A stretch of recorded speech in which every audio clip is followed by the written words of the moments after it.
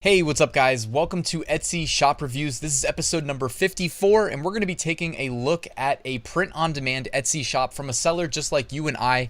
I took a quick glance at it. It looks to be a kawaii, K-A-W-I-I, kawaii, hope I'm saying that right, themed shop.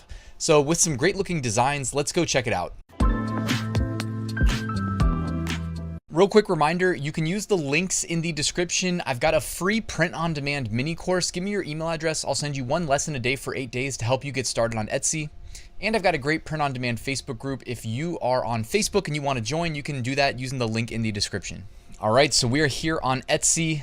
The shop is kawaii, so they're helping me with the pronunciation there. I actually went to Google before I hit record and I typed it in, then I hit the little enunciate icon, and it was kawaii. Kawaii, that's what the robot sounded like. Anyways, that's pretty cool. They have a shop as well, kuh-wai-ee.com.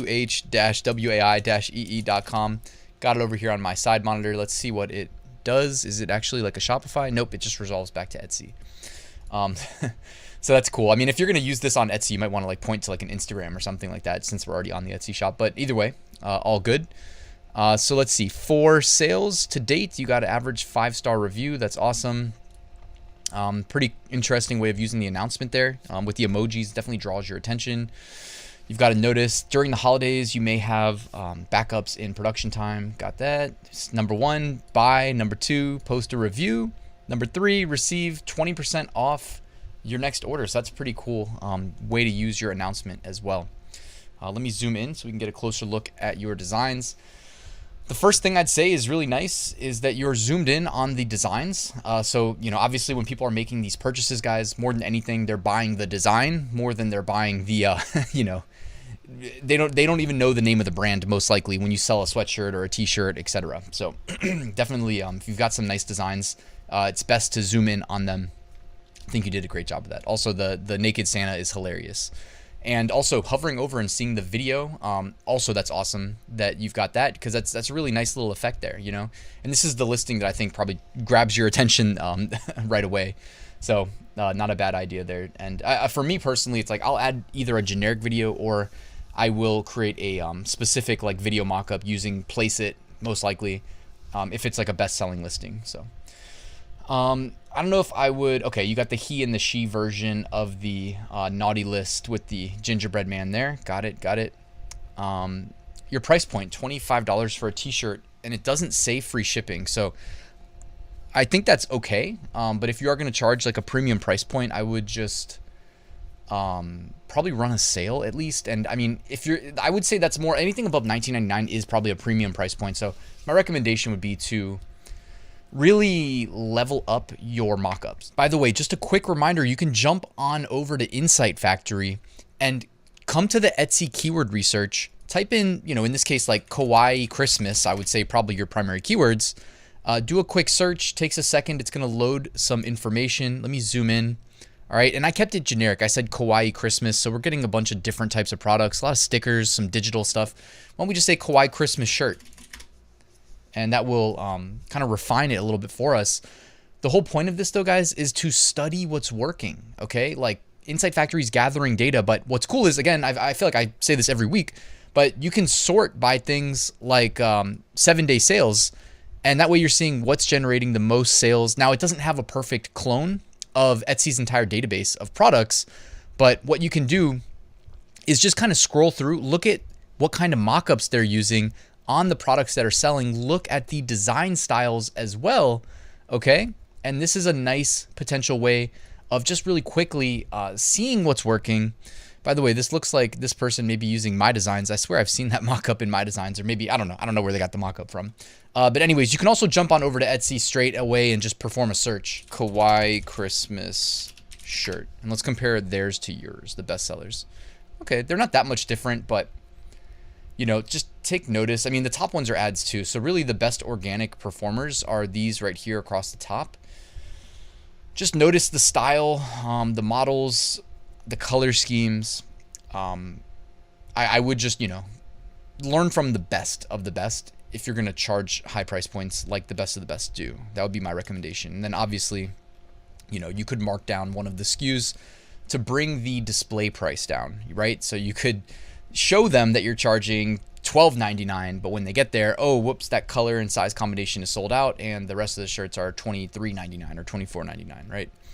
That strategy is definitely worth considering. Throw pillows, I'm just speaking to my own personal experience here. Like, I don't think they sell that well, you know, to where I would be creating listings on Etsy with throw pillow versions of the designs. You know, like everybody has t-shirts that they wear, you know what I mean? So everybody wears a t-shirt every day. Not everybody has like throw pillows with these style designs on them. So I would just consider that.